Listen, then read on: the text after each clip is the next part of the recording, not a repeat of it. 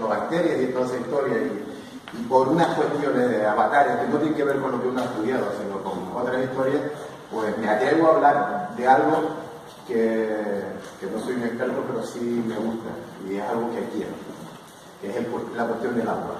Y voy a hablar, antes de nada, quiero citar a una serie de personas, porque son gracias a esas personas las que yo estoy aquí, las que me han hecho que yo descubriera algunas cuestiones que espero que ustedes también las descubran conmigo, ¿no?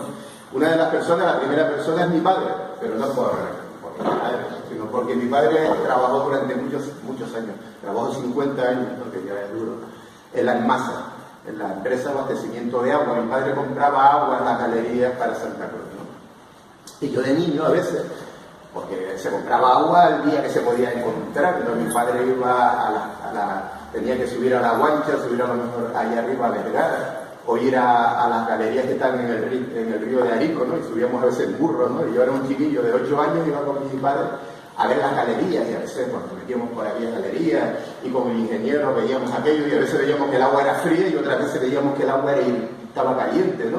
Entonces empezamos a comprender, yo empecé a comprender qué relación había entre el agua, el volcán y los temblores. Empezamos a descubrir, cuando llovía mucho y había además actividad volcánica, había un movimiento sísmico, porque casi todos los movimientos sísmicos que hay aquí, o muchos de ellos, la mayoría, tienen que ver con el agua, con vapor de agua, ¿no?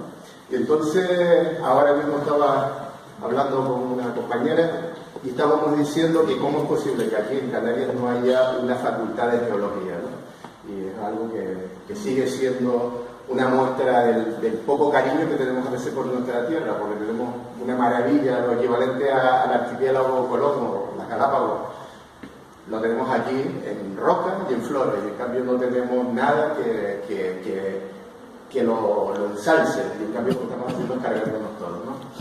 La segunda persona con la que quiero recordar y quiero hablar ahora es la persona que me enseñó lo que era el mar. Yo vivo en Las Mercedes, soy de Chinamejo, mi madre nació en la Borborana, y con el mar siempre lo mirábamos así como alejados, éramos de coger lapas. Cuando yo era niño incluso había mejillones ahí en la costa del Realejo, pero poco más, ¿no? Siempre, evidentemente, que sabemos que en el mar del norte hay que andarse mucho cuidado.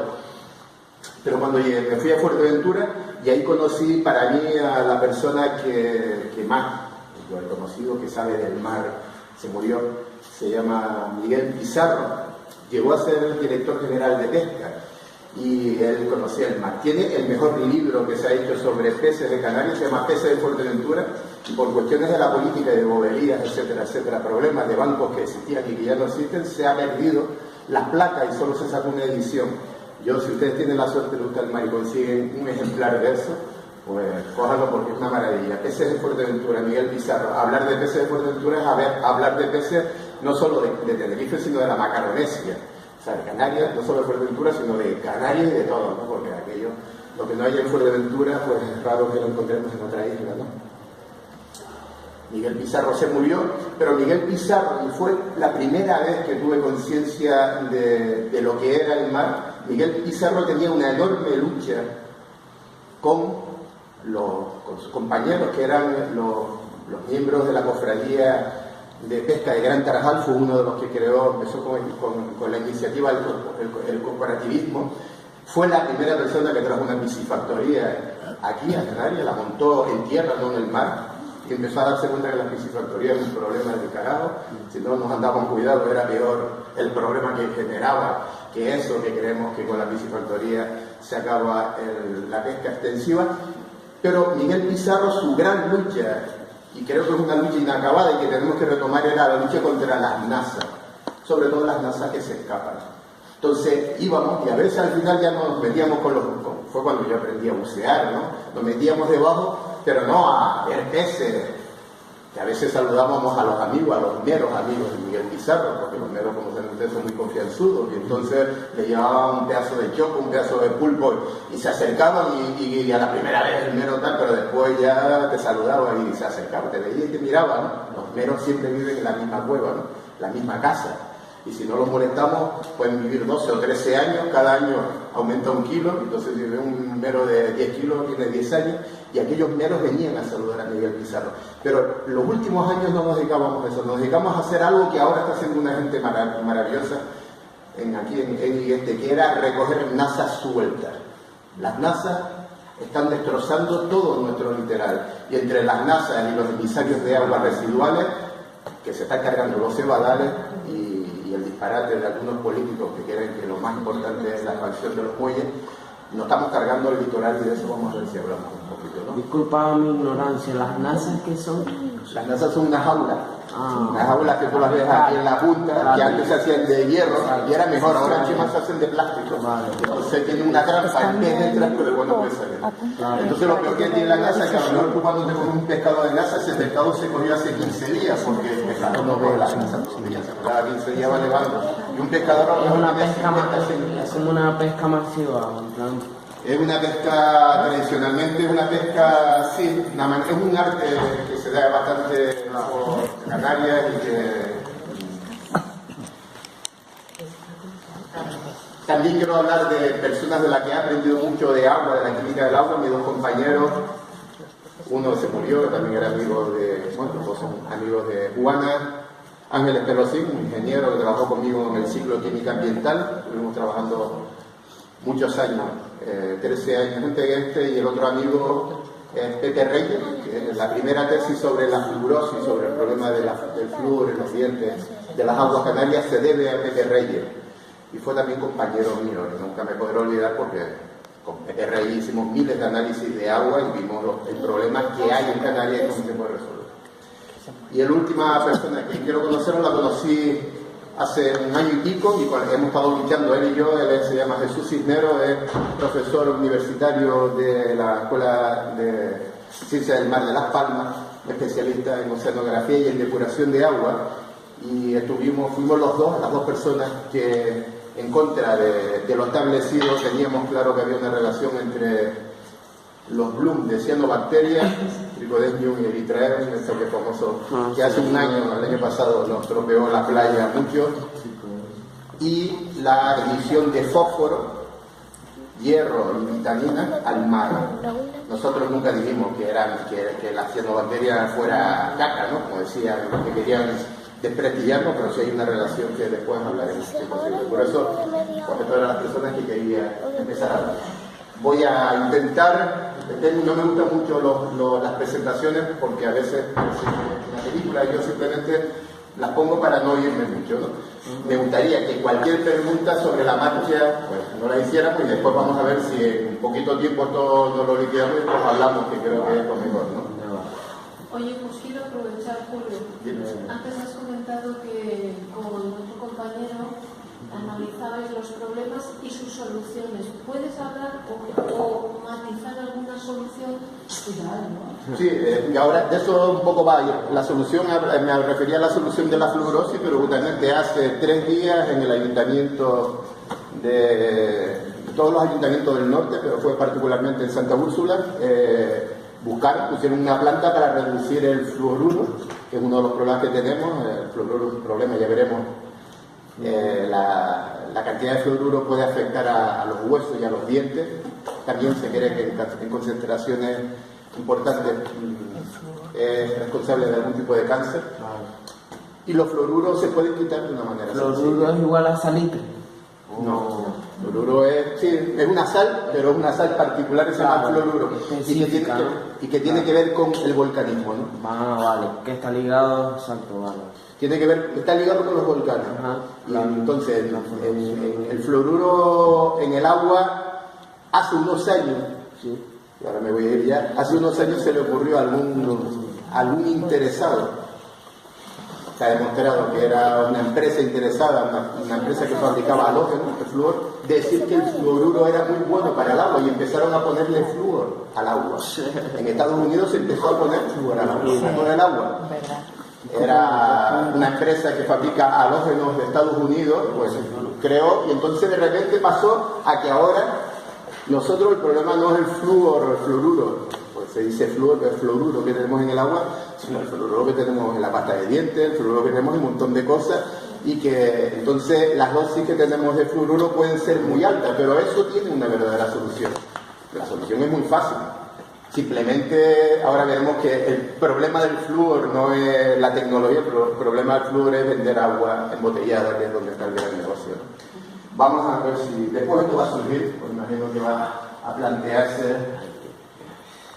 Antes de nada, parece que el nombre de la conferencia es redundante, océanos de agua, parece una tontería, ¿no? No decir como, no sé. Es como decir medio ambiente y ambiente es lo mismo. Son palabras redundantes, pero ¿por qué océanos de agua? Porque quiero ver algo que acaba de salir ahí y que es la doble misión.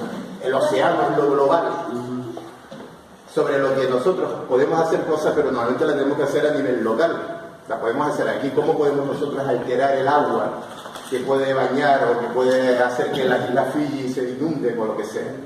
Pero sí podemos hacer cosas en nuestro entorno. Y por eso voy a hablar del agua como algo que tenemos que hacer en torno. Y además nosotros los canarios estamos muy relacionados con el agua. Es como aquellos que siempre sabemos que valoramos lo que es escaso. Y para nosotros, sobre todo, imagínense los que vivimos en islas o que hemos llevado en islas muy desérticas como Fuerteventura, lo que es el agua para nosotros. Lo queremos, la queremos. Y entonces es importante que nuestra acción local, que es lo que voy a hablar ahora, es del agua, y veremos cómo también afecta a la globalidad, que es el océano. He puesto una fotografía porque es bastante conocida en ese sentido. De todas maneras, esta fotografía que acabo de ponerla aquí, curiosamente, la saqué no hace mucho, cuando estaba todo llena de espuma. Es lo primero que quiero decir, porque en una última conferencia la gente empezó a preguntarme por las espumas. Estaba hace un mes o 2 meses estaba lleno de espuma. Cuando hay mar de fondo hay espuma, y me decían que eso era la cianobacteria. Pero tienen la misma causa, porque ambas, las espumas, son debido al exceso de materia orgánica. Nosotros cuando batimos agua no sale espuma, pero si le ponemos un huevo le ponemos mucha azúcar, si sale espuma. Dice mi amigo Paco Dene, yo cojo el té, que le gusta mucho el té, le pongo mucha azúcar, le empiezo a batir y sale espuma, y sobre todo cuando está frío. Las espumas salen cuando el mar está muy agitado, sabemos, y cuando está fría el agua. En cambio, la cianobacteria sale cuando el mar está tranquilito y cuando está caliente. Pero las dos tienen, ya veremos, la misma causa. Pues salió la fotografía, la tengo aquí, la puse porque me gustó, pero si ven el charquito por aquí hay una manchita y son espumas, ¿no? Al final creo que aparece como una. Vamos a empezar por esto. Esto es una imagen que mucha gente lo conoce.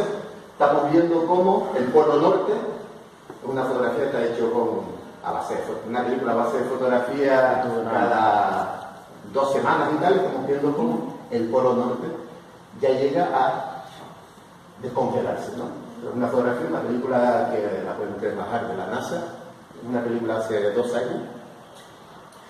El problema es que esto, que para muchos es un problema, que ahora veremos por qué, no voy a enrollarme mucho con el cambio climático, porque al cambio climático ahora le quieren hacer responsable de todo. Muchas cosas no tienen que ver con el cambio climático, sino con la contaminación. Esta fotografía la vamos a poner ahí. Esa fotografía resulta, esa película tiene un doble problema. Primero, para mí, para muchos de ustedes, es un problema. Se está descongelando el Polo Norte, resulta que para mucha gente es una enorme oportunidad de negocio. Que se congela el Polo Norte quiere decir que para ir de Europa a América, el camino es mucho más chico que venir por el Ecuador o venir por las zonas tropicales o subtropicales, y encima tener que pagar el 1.000.000 de euros, que significa pagar cada día por pasar el canal de Panamá. Si te tarda 3 días, pues tuviste que quedarte en muelle un día parado y saliste, te cuesta 3 millones de euros, ¿no? Sí.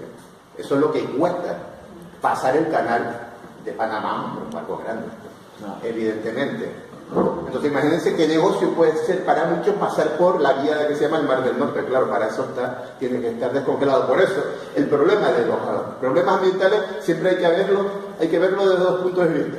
Lo que para uno es un problema, para otro es una oportunidad de negocio. ¿Qué problema tenía? Se me fue para atrás. ¿Qué problema tenía lo que acabamos de ver? Que eso es un espejo. Y entonces cuando llega la radiación se refleja. Toda la energía que tenemos en la Tierra, tenemos un poquito de energía que nos queda de cuando éramos solo lava, ¿no? La energía residual, ¿no? Geotérmica, la energía propia, pero casi toda, prácticamente la totalidad de la energía no viene del Sol, ¿no? Entonces, ¿qué ocurre cuando se descongela el polo norte? Que esa energía no se refleja, se queda. Es la causa más importante, quizá más rápida, para poder interpretar el calentamiento y la acumulación de energía por el Atlántico, evidentemente. Lo que se calienta es la atmósfera y después, como resultado de eso, se calientan los mares y se produce todo este asunto. Pero es importantísimo. Y es importante porque nosotros que estamos aquí, en el otro lado, estos Alaska, nosotros estamos por aquí, la influencia que se caliente el polo norte está alterando de una manera muy, muy importante todas las corrientes de aguas del Atlántico. Y eso sí que nos está afectando a nosotros de una manera enorme. Y eso lo estamos viviendo ya. Lo estamos viviendo, bueno, hace tiempo, ¿no? Y por eso empiezo con esta idea. Y además otra cuestión que es importante. El calor de la atmósfera se pasa al mar, el mar descongela el polo norte, a su vez aumenta el calor y es un proceso que se va encadenando. De tal manera que no es lineal. Ese es el problema que durante unos años, cuando surgió lo de Kioto, había diferentes perspectivas y parecía que preferíamos coger aquella que era la más leve. Sí, está cambiando las cosas, pero lo podemos controlar. Hasta hace poquito todavía la gente decía, vamos a impedir el cambio climático. El cambio climático está metido dentro, estamos dentro, a tope. Y lo que yo entiendo que hay que impedir es el riesgo que comporta el cambio climático. Es decir, ¿qué debemos hacer para que eso no nos tranque con los pantalones bajados? Es decir, tenemos que hacer algo, pero impedir ahora el cambio climático, volver a la situación climática que había en los años 60 es hoy por hoy imposible. Una razón lo demuestra. La duración de una molécula de dióxido de carbono en la atmósfera es de 100 años. Por lo tanto, aunque ahora ya no encendiéramos ningún coche, ni respiráramos, no emitiéramos nada de CO2, el CO2 no se iba a bajar de los 420 casi partes por millón, o sea, centímetros cúbicos, es decir, un poco más de casi medio litro, lo que era una tinta dentro de un metro cúbico. Eso es lo que hay de CO2, eso no va a bajar en 100 años, porque dura 100 años la molécula, por lo tanto ya no podemos volver atrás, podemos volver atrás, a lo mejor dentro de 1000 años tenemos niveles inferiores, pero ahora por lo pronto no. Por lo tanto hay que también ver cuáles son los efectos que ese cambio nos puede producir. Vamos a ver ahora esto, aquí hay un litro de agua, por cierto, todo lo que yo utilizo para beber agua. Me alegro que no me hayan traído la típica botellita porque hubiera pegado a la persona, que yo no bebo agua de eso. Que ese va a ser lo que voy a intentar. Le voy a comer el coco que no utilicen agua de botella, ¿no? De plástico. Esto es un litro de agua. Vamos a hacer un valor, vamos a trabajar con valores relativos. Vamos a suponer que todo el agua que hay en la Tierra fuera lo que hay aquí. De toda ese agua que hay en la Tierra, solo lo que cabe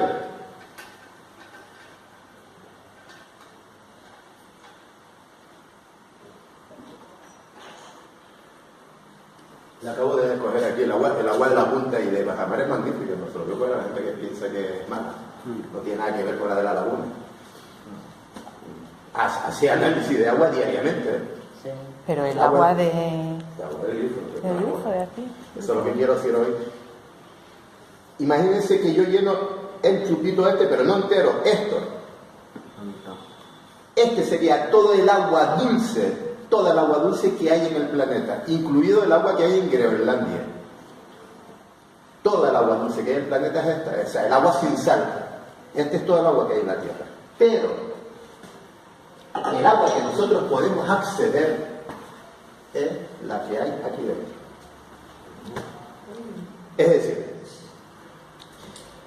el 0,3% de toda el agua, mentira, 0,03% de todo el agua que hay en el universo, no, en la Tierra, es la que nosotros podemos acceder. Por lo tanto, vamos a volver a lo que le dije antes. Es valioso lo que es escaso.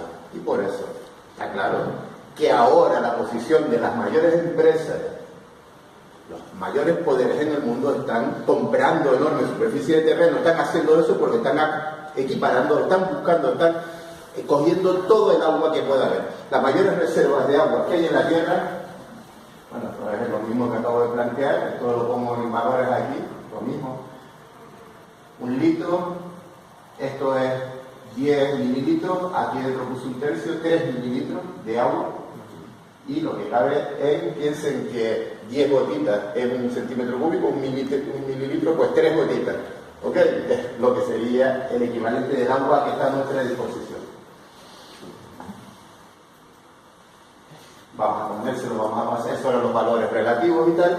¿Y por qué le pongo este mapa? Porque fíjense, aquí casi toda la reserva de agua dulce es esto que hay aquí. Pero ese agua dulce es muy difícil correrla. Eso es en Groenlandia. Eso es Groenlandia. Las mayores reservas que hay en agua dulce externa. Es muy difícil. Hace unos años, los que ya somos más mayores, nos recordemos que algunos había alguna idea de traernos un iceberg aquí y toda esa historia, que es una parida. Pero una parida porque el gasto energético en traerlo y sobre todo en qué Arsenal lo poníamos y el rollo de bombeo. Es decir, ahora veremos, como ya le diré, el problema del agua y de la desalación es más el problema del bombeo de agua que el de la desalación en agua, el gasto económico. Después le diré, ¿no?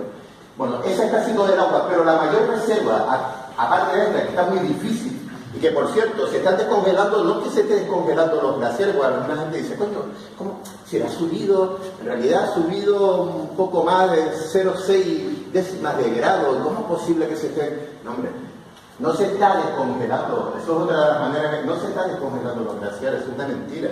Están avanzando, lo que se está descongelando, y esto es una cosa interesante, es el hielo que está aquí, en el mar. El hielo del mar es el que se está descongelando. Y entonces, al descongelarse el hielo del mar, entonces el glaciar está avanzando a una velocidad enorme. Eso es lo que está pasando. Muy difícil, muy difícil. ¿Perdón? ¿Cómo? ¿Se congela porque está caliente el mar? Claro, el mar es que lo que más se calienta el mar es el mar porque la capacidad calorífica, que es la capacidad, la cantidad de energía que se puede guardar en cualquier cosa, el mayor lo tiene el agua. Entonces, el aire, todos sabemos que el aire se calienta y se enfría muy rápido, la tierra se calienta y se enfría un poquito más lento, pero el agua se calienta y se enfría mucho más lento. Por eso vemos en bajamar, al final de septiembre el mar está magnífico y en octubre está magnífico, todavía está caliente. Cuando más caliente está el agua, no es ahora, que hoy hizo un calor del carajo, pero hoy el agua está fría, el agua está caliente al final de septiembre y octubre. Sabemos que ya más, sabemos cuándo se está metiendo, por eso los peces tropicales, el tamborín este que está viniendo, no el tamborín chiquitito nuestro, sino el grande este que viene de esto, se está metiendo en agosto, septiembre, que es cuando el agua está muy caliente porque está acostumbrado a temperaturas que estén por encima de 23 grados centígrados. Pero ahora mismo los pescadores de viejas saben que las viejas están cambiando porque las viejas suben de abajo a arriba cuando la temperatura está a 22 grados y con el problema del mar, pues está retrasando, fíjense una cosa curiosa, se está retrasando la entrada de la vieja en el mes de abril. Antes se pescaba vieja, ya es difícil volver una vieja en el mes de abril, pero en cambio hay vieja hasta el mes de diciembre. El mar un problema, es un amortiguador, se calienta lento, pero se enfría lento. Vale. Entonces, la segunda gran reserva está aquí, en las aguas que están en el subsuelo. También se cree que en el subsuelo del Sáhara hay mucha agua, pero estaría a una profundidad muy, muy grande y además hubo erupciones volcánicas posteriores, lo mismo que ocurre en Canarias, con lo que es muy difícil. Pero en toda la parte de América del Sur hay enormes cantidades de agua y entonces resulta que justamente empresas que parece que no tienen nada que ver con el agua están comprando ingentes fincas del tamaño enorme, de estados europeos, empresas como las Lainas que fabrica Pepsi-Cola, Benetton, Aguas, o sea, no Aguas de Cataluña, empresas que dice Nestlé, empresas que las podríamos asociar al negocio del agua y al negocio de la alimentación, están comprando enormes cantidades. Estuve buscando, porque tengo una relación, una vez me la pasaron con todas las empresas no la encontré para meterlo aquí, pero son empresas muy reconocidas que están comprando enormes cantidades, porque ese es el negocio del futuro, ¿no?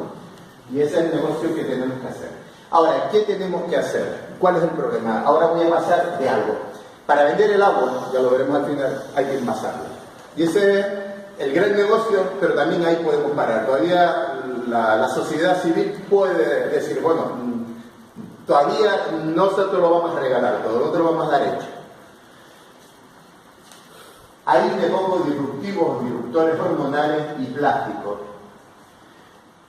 Esto, el otro día justamente un alumno dio una conferencia en Tegueste y un alumno que es doctor me dijo que no lo tenía muy claro, doctor es biólogo y estaba haciendo biomedicina, y hoy le traje, el link para que lo vean, pero disruptivos hormonales y plásticos. Resulta que en la Universidad de Granada hace 3 años, en 14, hace 4 años ya, hubo una tesis doctoral muy importante, lleva mucho tiempo investigando. La Universidad de Granada se ha transformado en la universidad posiblemente que más está investigando sobre cuestiones que tienen que ver con la bioquímica, y han descubierto que en todas las botellas de agua fueron 29 marcas, han llevado el trabajo a muchísimas marcas, a muchísimas botellas, pero en 29 marcas de agua de España, casi todas, en todas encontraron disruptores, en todas las botellas, disruptores hormonales cuando el agua estaba envasada en envases de poliestireno y de policarbonato. De plástico. Más la de policarbonato, que son las transparentes, por ejemplo, agua firme. Bueno, que sea más en una que en otra, pero en todas tienen disruptores hormonales. El problema es que el disruptor hormonal dice, bueno, no pasa nada. Cuando la situación es crónica y cuando hay niños que desde que nacieron están bebiendo agua de plástico, empieza a tener consecuencias importantes. Ahora veré, porque esto, cuando yo lo digo, y quién es para decirlo, yo no soy nadie, pero ahora veremos que empresas o corporaciones como la ONU están muy preocupados por el asunto. Entonces, los disruptores hormonales están haciendo que ya empecemos a plantearnos el primer asunto con el plástico. Por lo tanto, si uno dice, bueno, me interesa beber agua y no quiero beber agua del grifo, siempre queda la opción. Me preguntó Rosy, ¿y qué solución podemos hacer? Bueno, pues la primera solución es esta, ¿no? O sea, en el agua, para empezar a utilizar este tipo de envase o envase de botella. Algunas marcas, ya aquí, Fontaine, por ejemplo, cuando vas a un restaurante, ya te sacas, si el restaurante es un poco caro, ya la botella que te pones es de vidrio, ¿no? Ya están dejando el plástico, ¿no? El plástico empieza a tener mala fama, afortunadamente, ¿no? ¿Qué lugares afectan los disruptores hormonales? Los disruptores hormonales son normalmente derivados de los bifinilos, unas moléculas que tienen un asunto que es muy importante. Esas moléculas orgánicas se acumulan en la chicha, en la grasa. Es decir, se acumulan. De tal manera que no quiere decir que yo bebo el agua y como yo estoy bebiendo agua y estoy meando todo el tiempo, ¿sí? Pero bebe el agua, pero el disruptor hormonal, que es una sustancia orgánica derivado del benceno en general, que tiene algún grupo bencénico, son sustancias que son siempre solubles en grasa, muy solubles en grasa, y se van acumulando. Ese es el problema que tienen estas sustancias. Igual que cosas como el plomo, que el otro día menos mal que conseguimos, bueno, ya habrán escuchado el follón del campo de tiro, ¿no? En el barranco de Arico con el plomo. Me decía el señor Balbuena, fuerte exagerado, que tiene que ver el plomo en el barranco. Bueno, debe ser exagerado, pero es ilegal. ¿No entiendes? Pero claro, el problema es el plomo, es otra de las sustancias. El plomo es un metal que se suele unir para formar productos, se llama órganos metálicos, y todos los productos órganos metálicos son acumulativos. Por eso sabemos que ya nadie come ni hígado, y menos atunes y los hígados de los peces que antes se le daba a los niños, como las carajacas, ¿no? O sea, ¿qué coño era sino hígado? Y a nadie se le da porque sabe que el hígado tiene enorme cantidad de metales pesados, hierro, plomo, y disruptores hormonales, porque todos los metales y todas las sustancias orgánicas se acumulan en el hígado, que es graso, ¿no?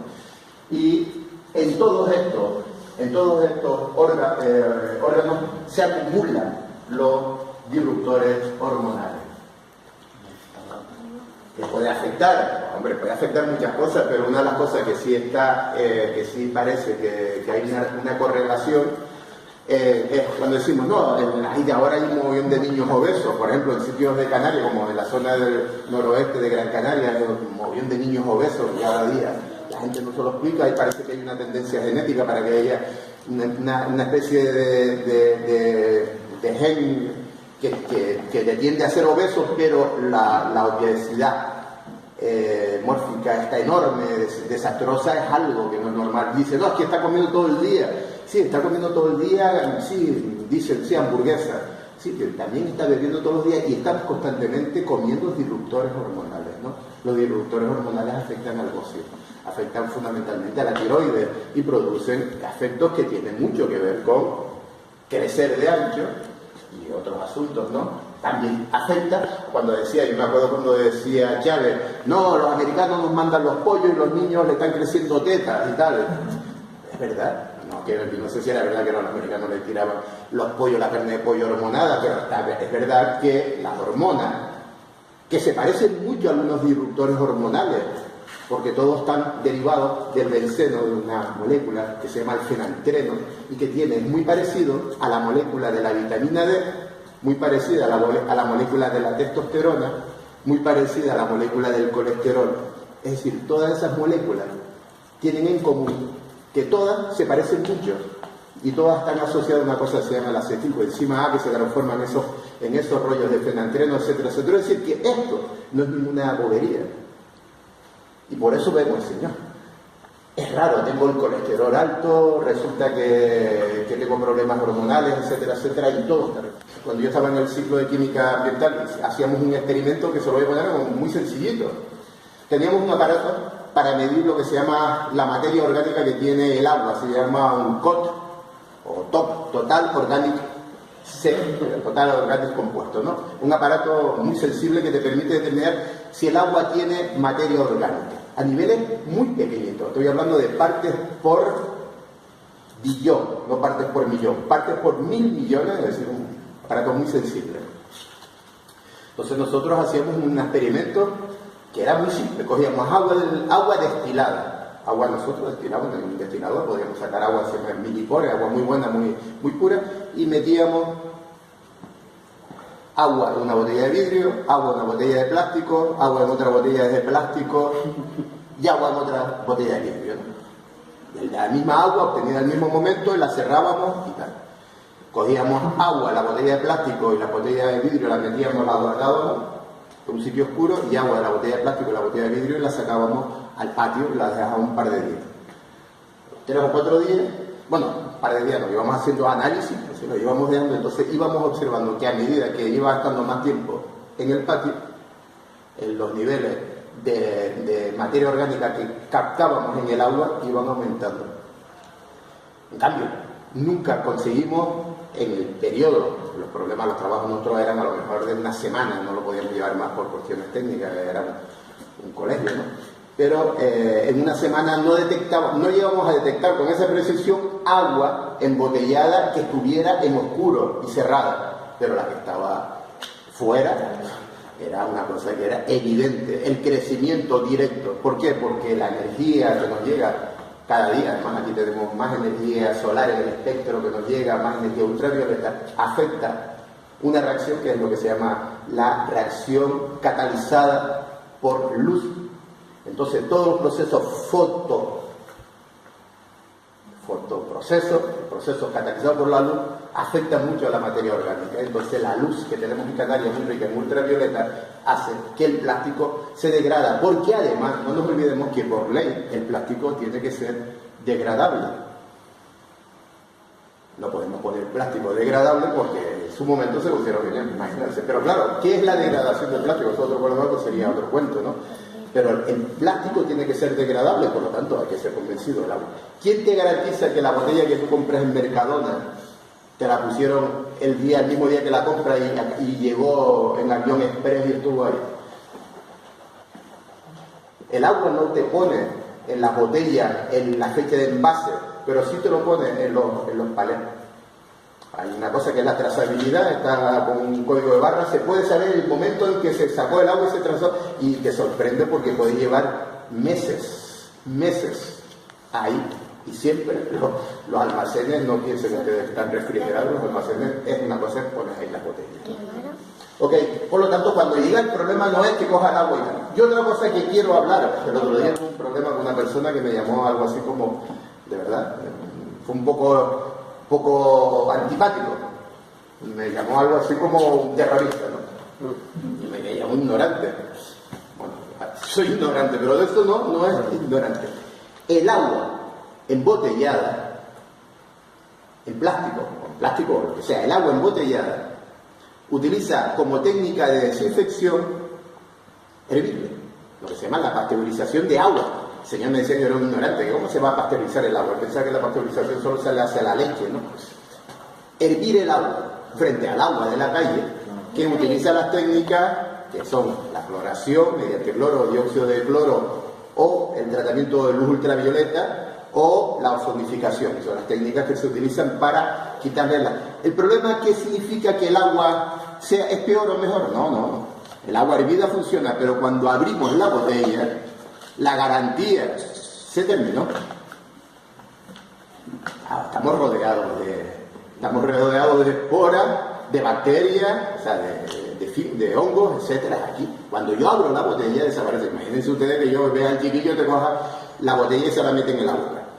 El asunto es que no pasa nada, porque es muy difícil que un caldo que no sea de cultivo, pues una bacteria crezca. El problema es cuando crezca en un día, ¿no? El problema es que cuando cogemos el garrafón de 6 litros, que ahora es de 8, lo tenemos casi una semana, lo tenemos abierto y encima le das la luz y encima viene ahora los días como hoy, empieza a hacer el calor, la garantía sanitaria de ese agua, vamos, es prácticamente cero. Prácticamente cero. En cambio, el agua del grifo, le guste o no le guste, a los políticos saben que tiene que garantizarla y es muy correcta. En los 13 años que he estado analizando agua prácticamente diario, se lo juro por mis hijos, jamás encontré un análisis positivo en agua del grifo. Jamás.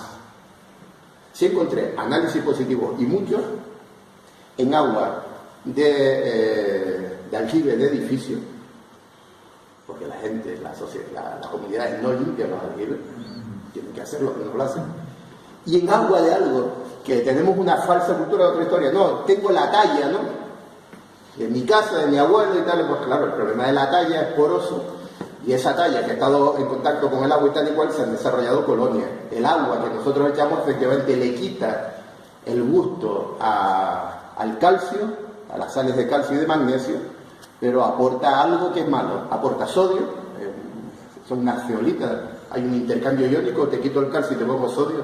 El calcio no es malo, en absoluto es bueno, las aguas duras son buenas para la salud, las que no son duras son peores, tienen sodio, pero además tienen en muchos casos bacterias y patógenos en general. Perdona, a ver. Dices que no te salió nunca un examen positivo. Con el agua municipal, no. En lo que es materia orgánica. Bueno, escucha, en días normales, nosotros, estando en Tegueste, hubo 2 problemas. Los 14 años que yo tuve en Tegueste importantes con el agua. Uno fue cuando se contaminó el agua que venía del Canal del Norte con las aguas residuales del Matadero a la altura donde está el postre, en la zona esta de cerca del aeropuerto. Una cosa que es alucinante. Yeah.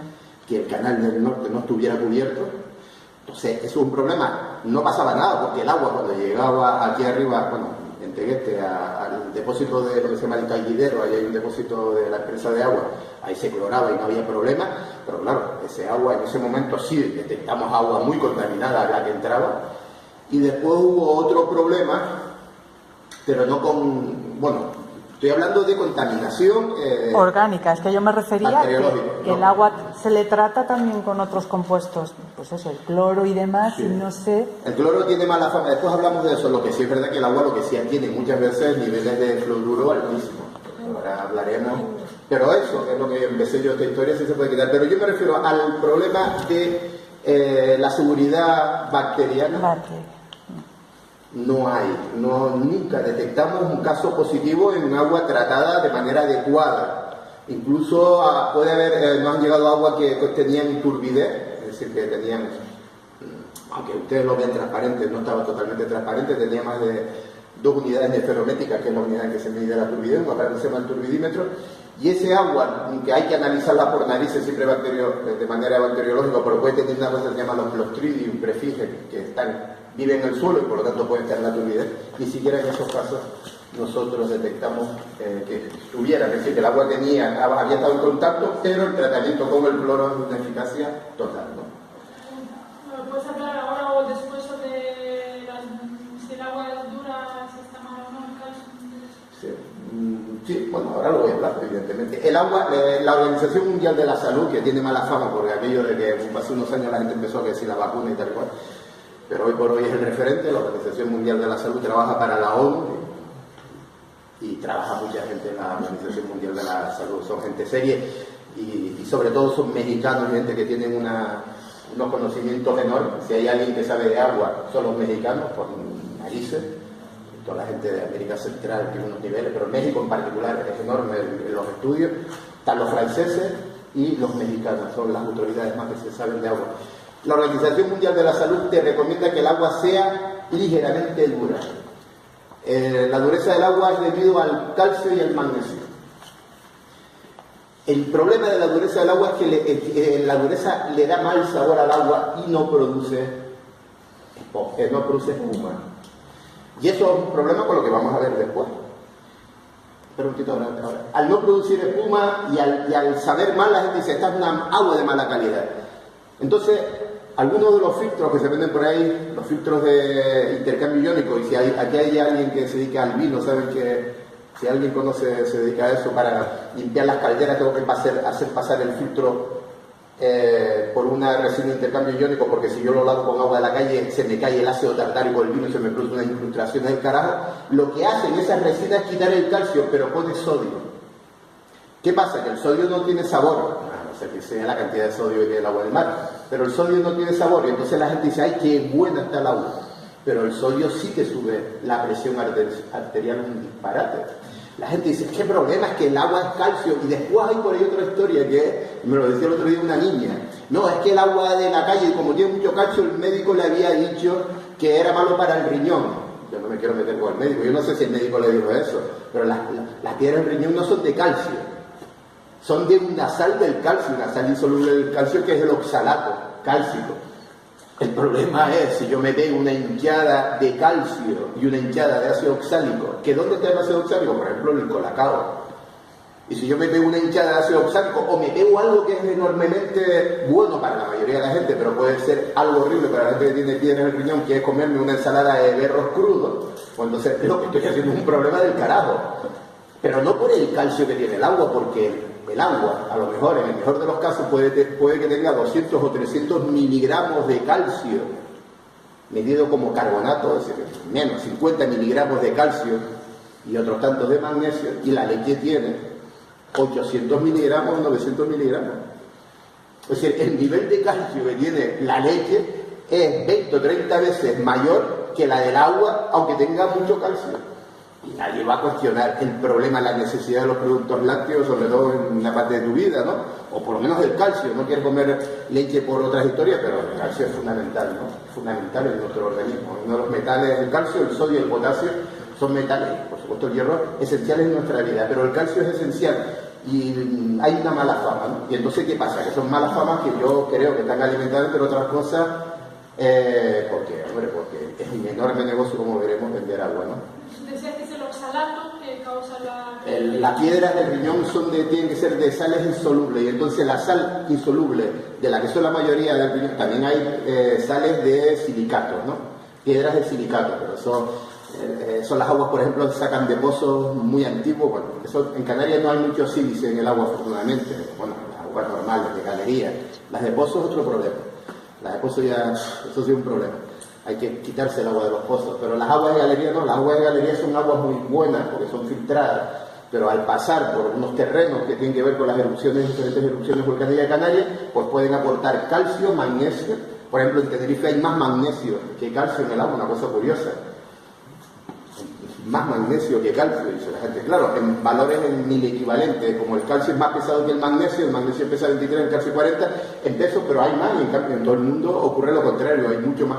Canarias no deberíamos tener problemas de magnesio, y por eso el suelo de Canarias es tan fértil, de la isla de Tenerife, porque tiene mucho magnesio, que es importante para la clorofila, ¿no? Y el otro problema que hay no solo es el calcio y eso, sino que el ácido oxálico está en todas las plantas verdes, ¿no? Entonces, las plantas verdes, si se comen y se calientan, desaparece el ácido oxálico. O es mucho mejor un potaje de berro que comerte un berro crudo. A veces vienen las informaciones y nos parece, oye, qué maravilloso, sí, pero no siempre, es que hay cosas. Afortunadamente la cocina tiene para... Si tú no tienes problemas en el riñón no pasa nada, pero si tienes problemas en el riñón es mejor. Oye, me gustan los berros, me encantan los berros, coño, pues mete un potaje de berro y que esté caliente por encima de 70 grados. A los 70-80 grados se descompone la azúcar. Dime. Entonces, con el tema de las aguas duras y blandas, ¿a qué obedece ahora que cada vez televisión, por todos lados, la foto del bebé bebe agua muy débil? Y de hecho, bueno, lo ves todos los días, gente que compra o accede al trabajo porque te la ponen gratis, la botella de Fuente Alta, y van a la vacía, y van a la de Fontaine, y porque dice que aquella tiene un sabor raro. Porque es verdad que sabe raro, es verdad que sabe raro, pero el sabor es una sensación. Es que eso, que sabe agua raro, ¿sabes? Sabor raro, preguntar a una persona que vive en el Sahara si el agua de la laguna le sabe raro, que agua, ¿no? O la gente que durante años estuvimos viviendo agua en Gran Canaria. El asunto es que detrás, hombre, ya lo vimos antes, Coca-Cola, Coca-Cola, Nestlé, es decir, que es un negocio enorme. Enorme, ahora veremos, ahora vamos a hacer numeritos porque nos cuesta mucho hacerlo a nivel local, ¿no? Que de todas formas, Fuente Alta sí tiene más minerales que la Fontaine, por ejemplo, y ese puede ser su relación de sabor distinta. Fuente Alta, sí, es que, claro, las aguas en Canarias, antes se lo estaba diciendo, afortunadamente en Canarias, la mayoría del agua que hemos consumido durante mucho tiempo, cuando no teníamos una población en Tenerife que superara el 1.000.000 de habitantes, ahora empezamos a tener problemas. Posiblemente el mejor agua que se beba ahora en Tenerife se bebe en Santa Cruz, en la zona que le llega el agua de la desaladora. Durante mucho tiempo nunca se tocaron los pozos, las aguas fósiles. Antes estábamos hablando con Elsa y me decía, ¿te acuerdas de don Teleforo Bravo? Don Teleforo Bravo fue profesor mío y decía, joder, tío, los pozos jamás. Los pozos, el pozo de las canteras, el pozo de Pedro Álvarez, es un disparate para el santuario que se llama Anaga. Hasta que llegó hasta 1960 y pico, no se podía sacar agua de Anaga en Santa Cruz, estaba prohibido hasta que llegó un alcalde que cambió, que fue Romeu de Armas, y cambió esa prohibición. Pero solo se sacaba agua de galerías. Las aguas de galerías vienen de arriba para abajo, son agua. Las aguas de galerías a veces tiene tan poca vida, desde que llovió, que tiene muy poca mineralización. Y son un problema. Por ejemplo, cuando subes arriba al Teide, ¿no?, que ellos sacan agua congelada, agua que tienen ahí, sacan de la cueva del hielo y llega el agua al refugio de Altavista, el agua tiene muy poca mineralización. Y eso tiene un problema. Como el agua es el mejor de los disolventes, si tomamos agua sin nada de sal, se nos disuelven nuestros minerales en los hierros, en los huesos, etcétera, etcétera. No es muy bueno el agua sin nada de mineralización, un disparate beber agua destilada, ¿no? Cuando no sacamos agua fósiles, no habría problema. Podría haber diferentes sabores, porque eso tiene mucho que ver con las erupciones volcánicas. Todo el agua que sale del norte de la Guancha está afectada por... El norte de la Guancha y la zona de Vilaflor está afectada por una erupción volcánica que ocurrió hace 200.000 años que trajo mucha fluorita, fluoruro cálcico, y eso es lo que hace que las aguas tengan mucho flúor y que son los que pueden dar ciertas cualidades. Por ejemplo, en algunas veces el agua de la galería tiene hasta 13 partes por millón, 13 miligramos, un disparate, lo máximo es 1,5, ¿no? Pero lo que ocurre es que es tan grande el negocio del agua, ahora en estos momentos, que no sé si se acuerdan ustedes, hace muy poco había un anuncio del agua de la parte alta de la Orotava que decía agua de 30 años. ¿Te parece que te estaban vendiendo agua de consolera de 30 años? ¿Sí? Y te lo vendían como eso. Claro, la gente relaciona es la cuestión de la imitación, ¿no? Dice un vino, ¿no? Dice un vino de 30 años. Pero bueno, entonces el cuento y tal. Entonces ese es un negocio. ¿Por qué? Porque han tenido ahí momentos cuando ha habido, como está bajando mucho la pluviometría y los niveles de agua que me dan las galerías, sí tiene que ver con lo que llueve. Cuando ha bajado mucho la lluvia, como el año pasado que no llovió nada, hay que sacar agua de los pozos. Y ahí es donde está el problema. Eso sí, de todas maneras, las aguas que se están sacando de los pozos, en todas las aguas que están viniendo por aquí, que ya no son aguas de manantial, que lo deberían decir claro, en cambio las de galerías sí se deberían considerar de manantial. Todas estas aguas que están sacando de los pozos son tratadas, ¿no? Se está quitando el flúor. El agua que estamos bebiendo en la laguna con un montón de flúores sale de las mismas galerías, del norte de la Guancha, del norte del Realejo Alto y la Orotava, que las aguas que en botella son traídas. Tienen los mismos, en origen tienen prácticamente el mismo fluoruro, ¿no? Lo que pasa es que aquí, ha habido una política, no voy a hablar de eso, pero ¿por qué no se está utilizando, no se está quitando el flúor como se debe? ¿Por qué no se está haciendo los niveles al agua de abasto? Algo que cuando se quiere se hace. El otro día una moción de censura en el Sausal, y el agua estaba llegando a 3,5 partes por millón de fluoruro, nivel muy alto para este momento del año, ya cuando haya sequías más, y se bajó. Si leen el periódico hace 3 días a 0,8. Pero eso se quita una planta, eso es muy facilitado. Pero ahí, por ejemplo, tenemos que tener confianza en el agua que nos ponen, pero ¿eso se mide fehacientemente o hay lapsos? Y en esos lapsos podemos tomar agua mala también. Sí, el problema es que está regulado por ley. El asunto es el problema, y ahí es lo que yo voy, el abandono que estamos haciendo nosotros con nuestros concejales y sobre todo con el problema de la externalización del agua.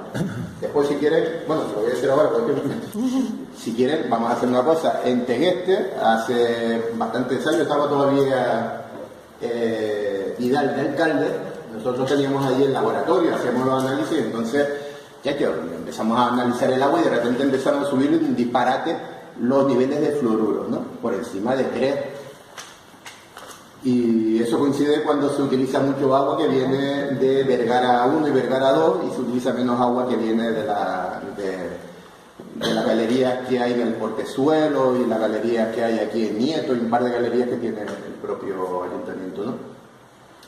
Entonces yo, el informe, salía el alcalde, veo que el agua que está llegando al grifo es mala, está llegando con mucho flúor. Coño, no te me trae un análisis, pues mira lo que me acaba de dar Aqualia. Me acuerdo que se llamaba Toste, el señor que llevaba lo de aquello. Y el informe era de 3 meses. De 3 meses, que era a final de junio, que es cuando empieza el agua a ponerse peor, porque es cuando menos llueve, por eso lo de las galerías, y el informe era de marzo. Yo digo, pues mira, el informe lo llevé. Me acuerdo que le dije al alcalde, vente por el laboratorio y decimos, pues medir eso es una tontería. Bueno, fácil, tenemos un aparato de medir el flúor. Y entonces llamó. Claro, el problema es que la gente externa, cuando externalizamos, la ley no obliga. Es decir, la ley dice que el responsable de la calidad del agua es la empresa que ha sufrido la externalización.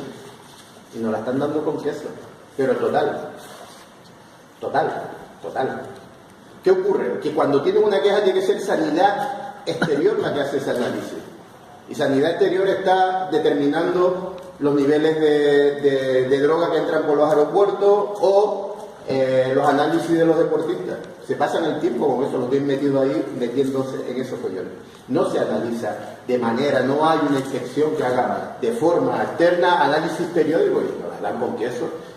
Cuando se dieron cuenta cambiaron al señor que pobre, bueno, él no era responsable, él venía al laboratorio, entonces tenía un laboratorio solo en el Radeo, después hicieron uno abajo en ADG, pero el agua empezó a ser magnífico porque nosotros lo analizábamos diariamente. El cambio fue radical, total. Entonces lo que hay que exigir, ahí está el movimiento ciudadano, es decir, que es fácil, aquí podríamos beber un agua del grifo espectacular. Lo que pasa es que voy a avanzar un poquito porque voy a ver para que vean dónde está el meollo de una manera más simple de todo esto. Pero ya estoy diciendo toda esta historia. ¿Por qué no he dejado de beber agua del grifo? Me voy a callar. Claro, el precio de un metro cúbico de agua, 0,60, para agricultura 0,40, depende, 0,60, después no mete la basura, no mete otra, pero eso es lo que cuesta 1000 litros de agua de abasto. 0,60.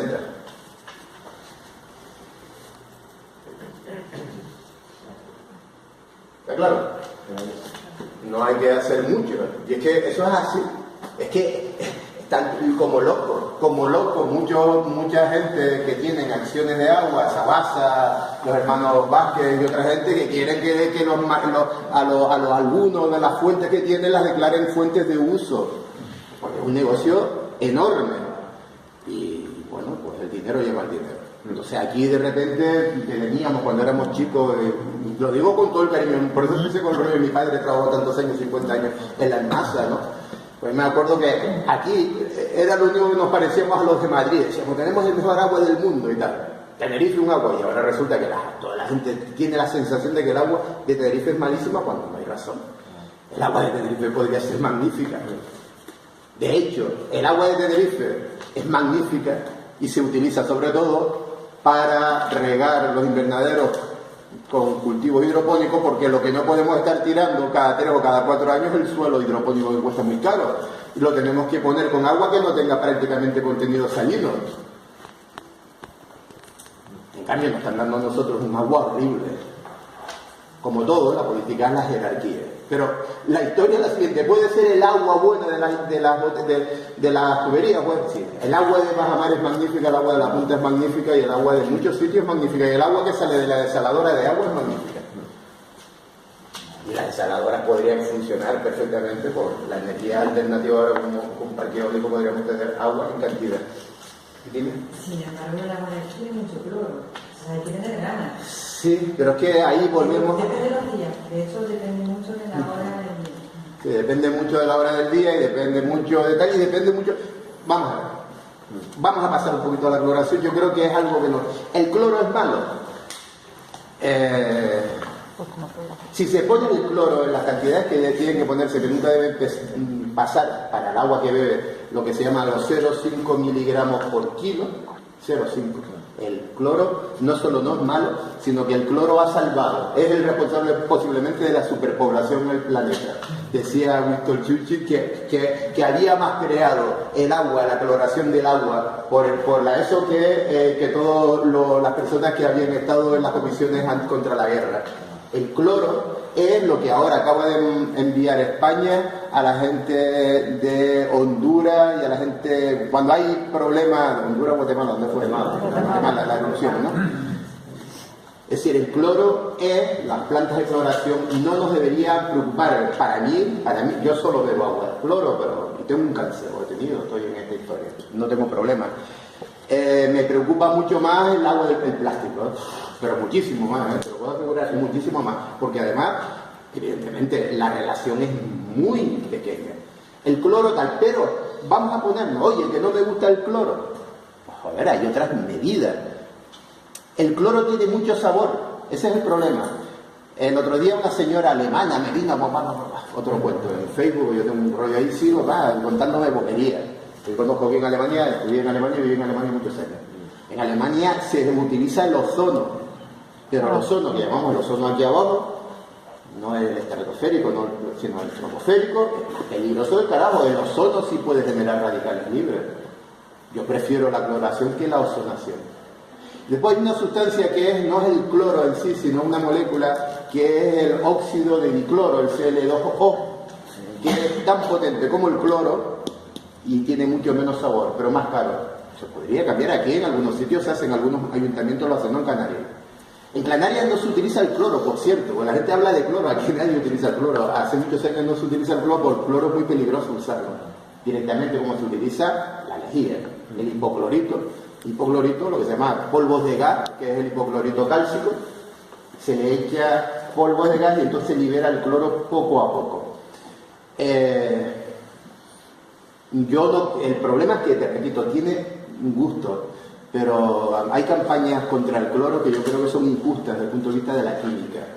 Y la ventaja de tener la garantía de la asepsia y de la limpieza del agua clorada es muy superior a la garantía del agua que no tiene cloro. Y otras técnicas y tal.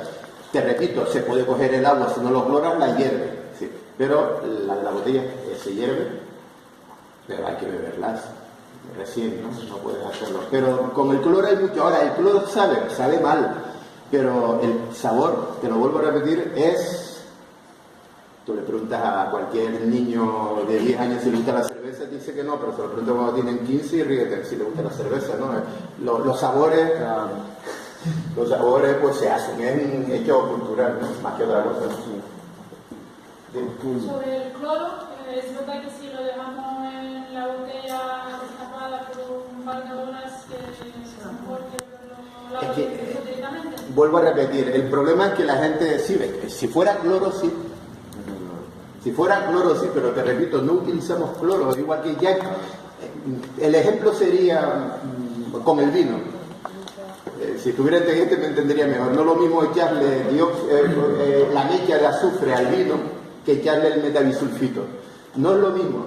El cloro que le echamos al agua no está gaseoso, es hipoclorito y entonces se va liberando poco a poco. Si fuera cloro metido en forma de gas, sí se liberaría más porque si hubiera exceso, pero ese cloro no se utiliza porque es muy peligroso, no se utiliza. En Canarias no hay una planta que clore el agua directamente. O sea que eso aquí no es verdad, no es real, ¿no? Pero bueno, siempre. Pero sabe mejor. Bueno, Sí. ¿por qué? Si te lo crees, pues sí, posiblemente. Si te lo crees, sí, yo creo que sí. Oye, si a ti te sabe mejor, pues bien hecho. Pero ten cuidado porque hay mucho. Vamos a ver, por otro lado, vivimos en un ambiente muy enrarecido, ¿no? Una pregunta, ¿el uso del cloro en el agua es específico para depurarla o para qué Para fue? depurarla, no, para desinfectarla. Desinfectar, exacto, para... Simplemente para eso, para matar los patógenos que pudieran haber. Claro, y eso a nivel orgánico puede estabilizar o crear algo, pero... Esa es la gran pregunta. Lo que estamos... En realidad es eso, yo pienso que a nivel... nos hemos metido ese miedo, porque en realidad ni se sabe, no se tiene la prueba exacta y es un miedo que nos hemos creado. Estoy contigo, total. No, también a algunos les interesa hacer propaganda, ¿no? Hay mucho, como el anuncio que estaba diciendo el señor al niño ese pequeñito, Nestlé, pero Nestlé también, en los años 70, se empeñó a decir que no le dieras leche de la teta a la madre, y después, en el año 2000, fue acusado de lesa humanidad, porque había crímenes de lesa humanidad, porque resulta que se habían muerto porque el sistema...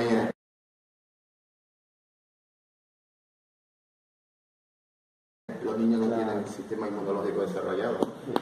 La defensa de la madre es quien defendía al niño cuando era bebé.